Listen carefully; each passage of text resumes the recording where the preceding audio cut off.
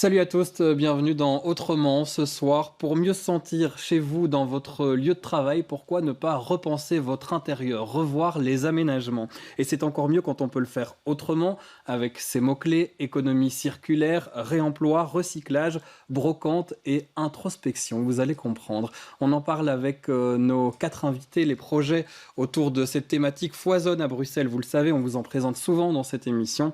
Autour de nous ce soir, notamment des architectes d'intérieur comme vous, Tiffany Piens, bonsoir. Bonsoir. Merci d'être avec nous. Vous avez lancé récemment le projet Kaleido. C'est votre entreprise que vous menez avec Xavier à côté pour vraiment vous axer sur le réemploi, Oui, c'est ça. respectueux de l'environnement, quoi. Oui, tout à fait. Oui, on a créé Kaleido Intérieur l'année passée.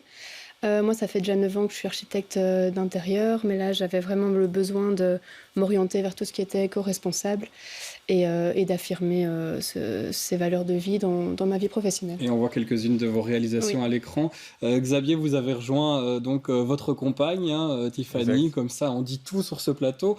Vous êtes project manager, vous êtes plutôt dans la communication, dans gérer les projets pour vraiment former un duo dynamique autour de ce projet. Ouais, c'était exactement ça. Comme j'ai un background de gestion, on s'était toujours dit une affinité dans l'architecture. C'est peut-être la raison du pourquoi on est en couple, mais on s'était toujours dit de lancer un projet. Et donc l'année passée, on a pris le devant et on a lancé Kaleido qui se veut donc responsable. Ça y est, on va comprendre en quoi vous êtes responsable et ce que vous faites avec vos clients et clientes. Vous travaillez notamment avec Reglo.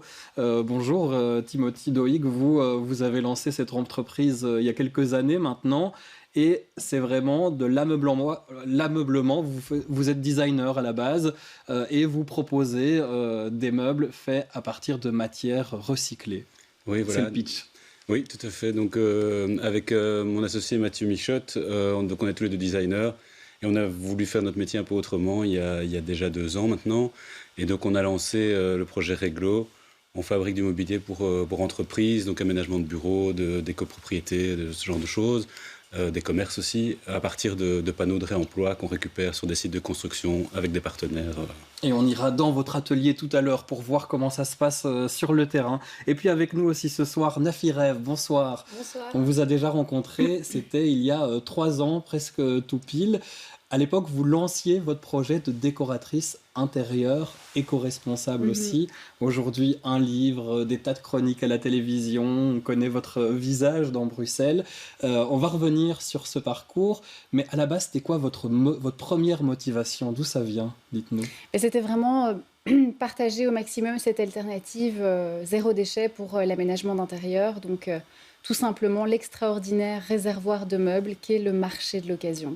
Voilà, l'occasion, les marolles, les grands magasins spécialisés là-dedans. On va voir justement, vous avez rencontré il y a 3 ans dans un de ces grands magasins et vous proposiez des petits aménagements qui donnent plutôt bien. Regardez. Il est vraiment super beau.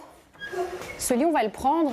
Nafi est dans son élément. Comme tous les mois, elle passe une matinée chez les petits riens. Œil avisé, elle se promène au milieu des meubles et dégote les plus belles pièces. Oh, la tête de lit. Incroyable. Ah ouais, non mais ça on le prend. Enfin, si on y arrive. Superbe. Magnifique. Bon, bah ça j'embarque direct. La sélection est faite, c'est ici que ça se passe. Elle entame sa démonstration sur un vieux tapis récupéré. Quand j'étais petite avec ma mère, on habitait près du marché aux puces, place du jeu de balle. Et du coup j'y allais souvent. Et pour moi, c'était un peu un royaume, tu vois, où tu peux dénicher des trésors. Et la passion lui est restée, alors en quelques minutes, ce coin de pièces prend vie. Le lit d'abord, compté 45 €. Ajoutez cette étagère en bois et puis cette petite commode, 25 €. Vous obtiendrez une chambre pour enfants pour moins de 150 €. Il y a plein de gens qui n'arrivent pas spécialement à projeter chez eux des meubles dégotés sur des marchés aux puces ou dans des brocantes qui sont parfois un peu sales, pas du tout mis en valeur. moi, c'est mon truc. Elle partage ses aménagements sur sa page Facebook. Objectif, convaincre qu'on peut se meubler 100% en seconde main et éviter le recours au neuf. Il y a une urgence, je ne connais pas les chiffres pour la Belgique, ils sont difficiles à trouver, mais en tout cas en France, on produit plus de 2 millions de tonnes de déchets d'ameublement par an. C'est énorme. Et la plupart de ces déchets d'ameublement sont en bois. Donc c'est vraiment un désastre écologique. Son prochain défi, meubler son nouvel appartement, rien qu'avec des meubles et de la décoration de récupération. Ce sera à suivre sur ses pages Facebook et Instagram et elle pourrait bien s'inspirer de ses trouvailles matinales. Ah ouais, ça a de la gueule, je trouve. C'est vrai, ça a de la gueule. Ça, c'était il y a 3 ans. Ouais. Ça a commencé comme ça, Nafi, et vous me disiez hors antenne que ça a été ce reportage a été un peu le déclic, parce qu'après, vous êtes passé dans l'émission connue de la RTBF, Une brique dans le ventre, pour votre propre appartement que vous avez réaménagé vous-même avec de la déco de récup. C'est comme ça que ça a commencé. Oui, c'est comme ça que ça a commencé. C'est grâce à parce que vous m'avez suivi, en fait, au petit rien. Oui, on ne vous a pas lâché. Dans cette initiative. Et oui, c'est vrai que j'ai l'impression que c'était hier, mais il s'en est passé des choses entre-temps, quoi. Donc ça, c'était vraiment le tout début. Donc ensuite, il y a eu... j'ai annoncé justement à cette occasion que j'allais aménager totalement mon appartement de façon 100% récup, quoi. Et puis, il y a eu une émission de décoration qui est venue justement chez moi.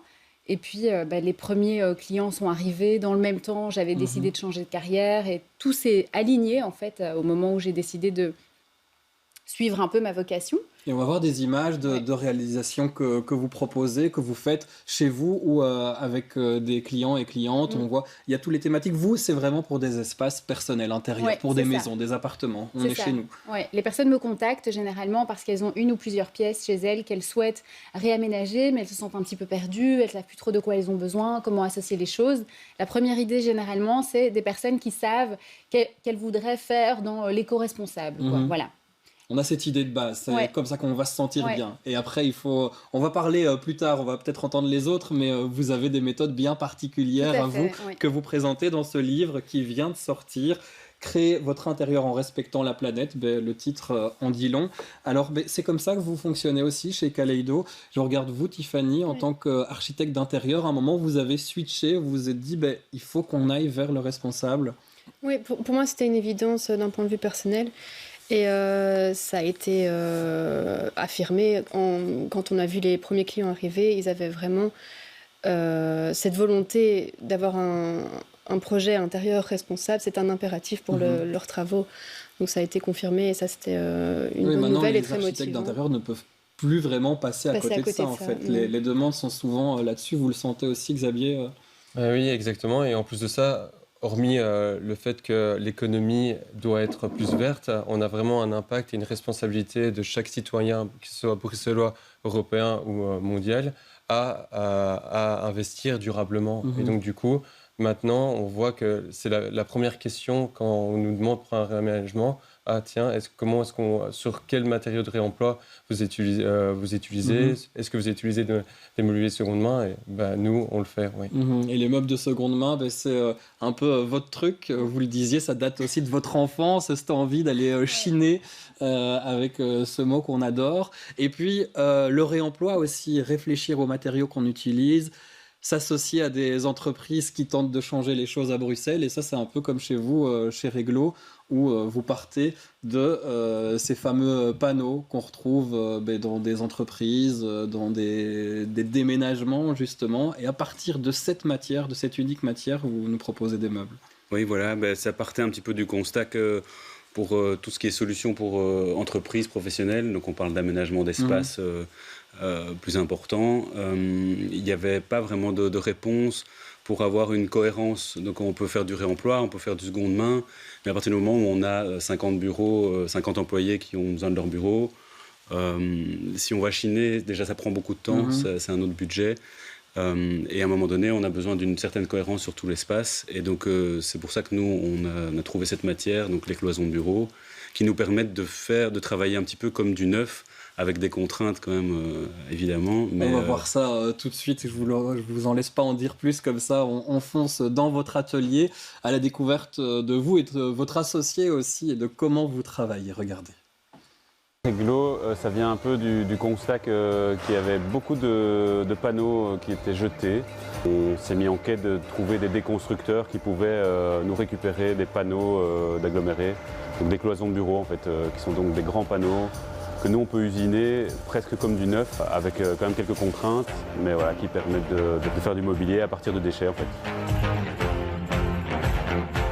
On travaille beaucoup avec notre partenaire qui est juste ici à côté, qui s'appelle Bâtiter en fait. Et Bâtiter est spécialisé dans tout ce qui est démantèlement de bureaux et de grands bâtiments. Et en fait là-dedans il y a toutes les cloisons de bureaux. C'est tous plus ou moins la même couleur, mais il faut faire attention parce qu'il y a du blanc. Dans les blancs, il y a différentes nuances. Et donc on essaie de les trier par qualité et par couleur. Genre les plus beaux, on les garde pour tout ce qui est bureau. Et les moins beaux, c'est tout ce qui est dos de mobilier où on voit quasiment pas, où il y a des petits défauts, des trous d'agrafe, parfois des écriteaux. On dessine tout en 3D en fait. Et donc tous les plans sont hyper précis. Et avec ces plans, on peut directement les envoyer à notre CNC, qui est vraiment notre outil principal. On détermine quelle fraise fait quel boulot. Donc généralement on utilise 3 fraises différentes pour découper toutes nos pièces pour nos différents clients. Donc ici c'est un projet pour Coabs. Et donc là c'est juste le plateau, mais on doit en faire beaucoup. Quand c'est des petites pièces, on utilise les chutes. Et quand c'est des grandes pièces, on essaie de remplir entièrement les panneaux qui ont tous un format standard en fait, ce qui permet vraiment de faire de la série, et des petites séries on va dire. C'est un peu ça notre force, c'est qu'on a un seul matériau avec un seul format, et donc du coup on peut vraiment produire à un prix qui est assez intéressant pour les professionnels principalement. Donc voici. Et en fait le résultat final est juste ici, c'est les plateaux qu'on retrouve ici. On essaie de faire maximum de tout en bois pour pas qu'il y ait trop de quincaillerie qui vient de Chine, et que ce soit le plus possible 100% en bois de récupération et dans l'esprit de l'économie circulaire. Voilà, ça ce sont des étagères qui iront chez Coab, ce sont ces colocations dont on a déjà parlé sur BX1 aussi, et où l'intérêt de la déco intérieure est hyper important, donc ça prouve qu'on peut faire avec du simple quelque chose de design et d'intéressant esthétiquement. Oui, bah pour nous c'est clair que c'est ça le challenge, et c'est ça aussi qui nous anime tous les jours. Donc c'est voilà, une contrainte de matière qui est à la base pas très sexy, c'est les panneaux Ikea. Et avec ça, essayer de montrer qu'on sait dessiner des belles choses et finalement remplacer du 100% neuf, quoi. Ça vient d'où ces panneaux concrètement ? Donc concrètement, à Bruxelles, il y a de plus en plus de bâtiments qui sont transformés, notamment des bureaux qui sont transformés en logements. Sans compter les transformations de bureau en bureau qui y a encore, des bureaux qui changent un petit peu, qui passent en mode plus coworking, et donc tout ça, ça passe par des réaménagements d'intérieur assez importants, et en général on démonte toutes les cloisons sur les plateaux, et ces cloisons c'est de l'aggloméré mélaminé, assez bien préservé en fait. Et ça permet d'avoir ce standard aussi en termes de taille. Vous avez, Tiffany, travaillé pour les aménagements de bureaux aussi. On avait voulu mêler ici les deux à la fois, les intérieurs chez nous et puis les bureaux, parce que c'est important, et c'est vrai que cette démarche éco-responsable, si on la fait que chez soi, ça n'a pas de sens, surtout que c'est là qu'on va retrouver finalement le plus de mobilier. C'est important d'allier vraiment les deux, de se dire en tant que chef d'entreprise ou responsable des aménagements qu'il faut aussi aller fouiller là. Complètement, parce que on travaille déjà à une autre échelle. Enfin, c'est très important de pouvoir intégrer ce genre de mobilier dans ce genre de projet. Et puis pour une entreprise, des bureaux, ça reste une carte de visite aussi. Enfin, ça transmet qui est l'entreprise, quelle valeur elle veut montrer au public. Donc oui, je pense que c'est un domaine tout à fait important dans lequel il faut travailler dans cette voie aussi. Xavier, vous sentez que c'est encore un petit milieu, ces changements, ça reste des entreprises? Est-ce qu'on est dans de l'entre-soi, ou est-ce que ça grandit un maximum, qu'on arrive à toucher de plus en plus d'entreprises? Comment ça se passe? Mais hormis le fait que ça grandit, ça c'est quelque chose c'est un fait. De plus en plus, on tend, et ce sera un gros challenge pour chaque Bruxellois, au niveau de la neutralité en carbone. Donc les entreprises sont conscientes, les résidents sont conscients, et c'est quelque chose sur lequel on doit travailler. Et donc du coup, c'est maintenant un critère primordial pour n'importe quelle entreprise. Et on voit des plans, ce sont vos plans qu'on a récupérés dans vos archives. C'est ce que vous proposez avec des clients ou clientes qui vous demandent comment réaménager cet espace, ce bureau. Nafi et Rêve, on a aussi été fouiller votre Instagram pour voir comment ça se passait depuis ce fameux reportage il y a 3 ans, où vous partagez pas mal d'avant-après. On va voir ça en images. Mais, c'est là qu'on peut découvrir aussi ce que vous pouvez apporter dans un intérieur. Alors il y a cette cuisine ancienne et puis vous allez voir la neuve à l'instant. Il y a plein d'autres choses, hein. Ça va assez vite, mais regardez un peu ce qu'on peut imaginer, l'après. Et puis l'avant, même si on voit qu'il y avait déjà un soin, il y avait déjà des couleurs au mur, etc., ben vous arrivez et vous redistribuez un peu les énergies avec cette méthode particulière qui s'appelle l'AIBI, ou Ouais. l'AIBI, comment vous le dites? La méthode AIBI. Donc en fait, c'est ce dont je parle en fait dans mon Dans livre, le livre, ouais. principalement. C'est l'aménagement d'intérieur basé sur l'introspection. Et donc en gros, donc tout a commencé par une question, c'est-à-dire que, ou même je dirais plutôt une réflexion, qui est qu'on est quand même des millions à tous penser nos intérieurs de la même manière.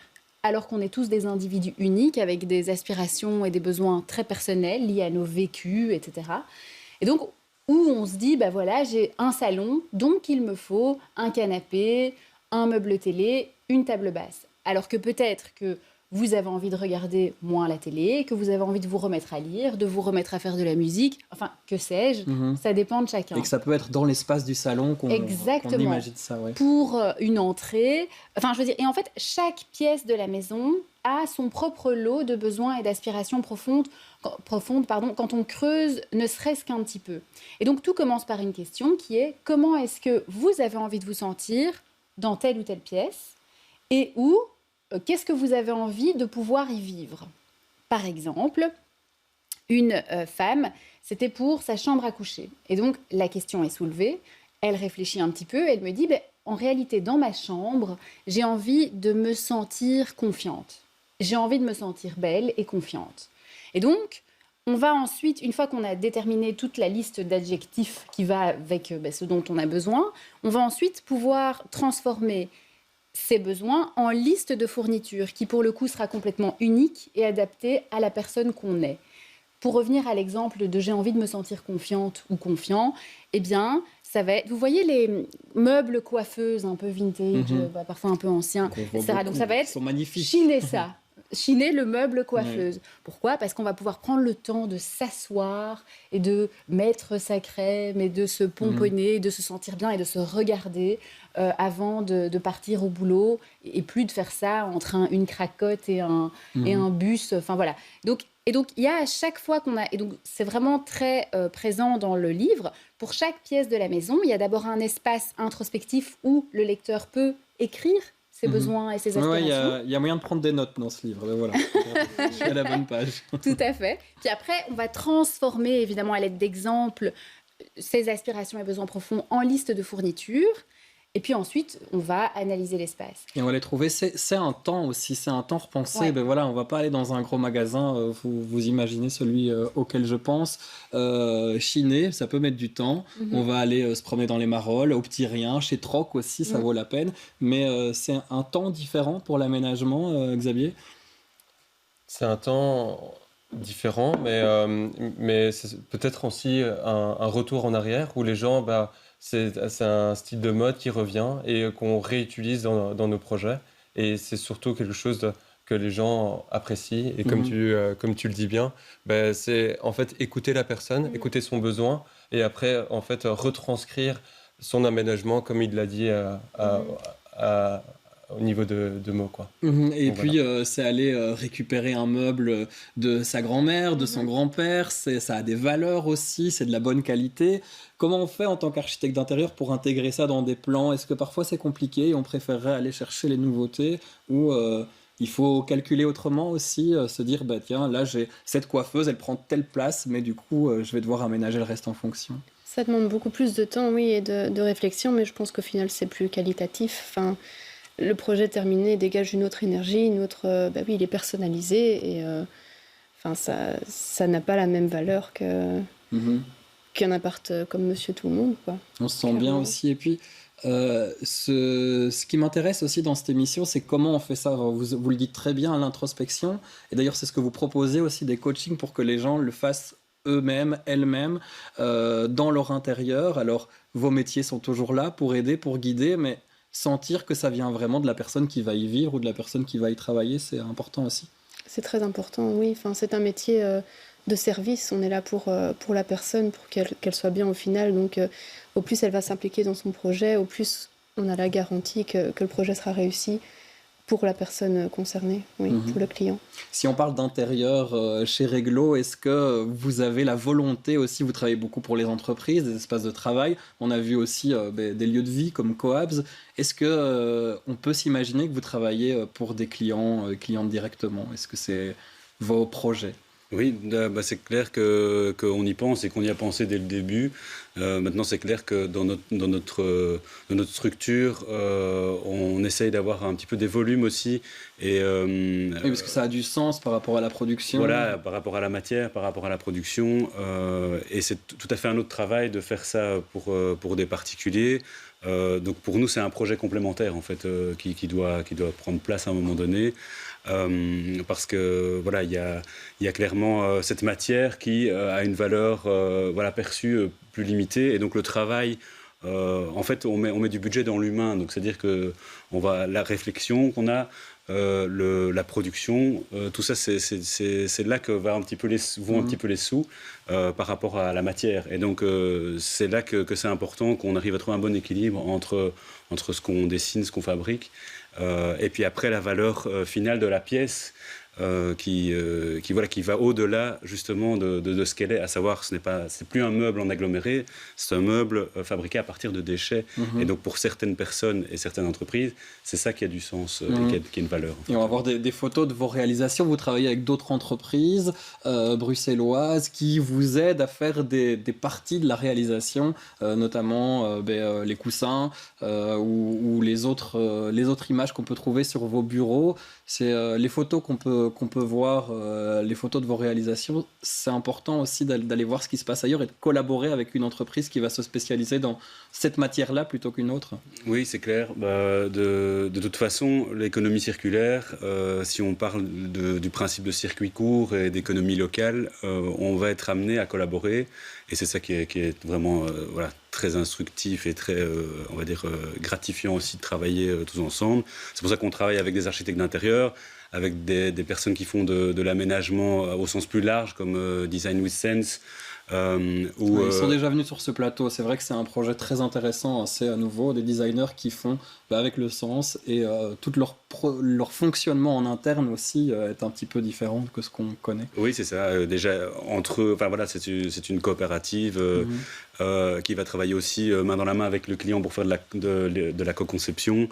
Et voilà, chacun a un petit peu son boulot, et donc on va travailler avec Machao Design qui vont refaire des coussins colorés pour un petit peu remettre de la au goût couleur du jour à ces panneaux blancs, ouais. Voilà. C'est ça, et c'est allier tout ça. Nafirev, on arrive à la fin de cette émission déjà, mais quand on arrive à allier tout ça, on peut se sentir bien chez soi ou au travail. Bah oui, vous avez senti la différence? Ah oui, complètement. Et justement, le marché de l'occasion, que moi j'essaye de mettre en avant un maximum, permet cette liberté. Parce qu'on ne doit plus faire rentrer une cuisine, une salle de bain, une chambre en un bloc défini dans sa maison. On peut vraiment aller chiner au coup de cœur, ramener une seule table de chevet, c'est pas grave. Si on et en fonction de la table, on sait comment on va pouvoir réfléchir parce que c'est la pièce maîtresse. Tout à fait. Et on chinera à la limite un autre trésor si on trouve pas sa jumelle. C'est pas grave. Et ça s'allie bien en fait. Exactement. Même les époques différentes, les matières différentes. Alors évidemment, il y a toujours des conseils que je donne aussi dans le bouquin en termes de... pour savoir finalement associer les matières et les couleurs. Mais... Il est ici, créez votre intérieur, donc disponible dans toutes les bonnes librairies. À Bruxelles, bientôt en France aussi, pour ceux qui nous regarderaient au-delà des frontières. Kaleido aussi, vous accueillez vos clients sur Internet. Comment ça se passe? Comment on vous contacte et comment on peut voir vos réalisations? Oui, on a un site Internet, on a une page Facebook et Instagram. C'est là que ça se passe aussi. C'est là que ça se passe, oui. On répond directement et voilà. Vous travaillez à combien de pourcents pour des entreprises et combien de pourcents pour des clients directement, Xavier, vous diriez? Pour l'instant, comme on est jeune, je veux dire que le 80% ce sont des aménagements de bureaux Et ici, il y a 20% qui est du résidentiel. Allez, ça commence petit à petit. On va voir des intérieurs magnifiques partout à Bruxelles. Et puis, il y a moyen de le faire à moindre coût aussi. C'est vrai qu'on n'a pas parlé du coût. Mais, ça coûte cher de réaménager. Mais on le voyait dans la vidéo. Quand on pense avec des meubles chinés, c'est un petit peu moins cher. Oui, effectivement. Ça nous permet d'acquérir parfois des matériaux beaucoup plus nobles que ce qu'on aurait pu acquérir financièrement, j'entends, si on s'était dirigé vers le neuf. Et ça tient dans le temps. Merci à tous les 4 d'avoir été nos invités. Réglo, on vous retrouve aussi sur les réseaux si on veut voir vos réalisations.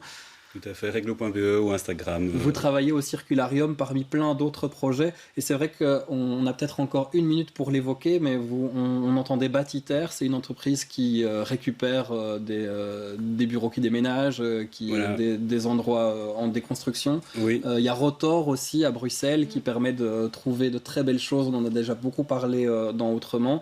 Quelles sont vos bonnes adresses si chacune a une bonne adresse avant de terminer cette émission? Moi, je dirais, pensez au réemploi, notamment Batiter, quand vous avez un... Batiter, c'est à Circularium à Anderlecht.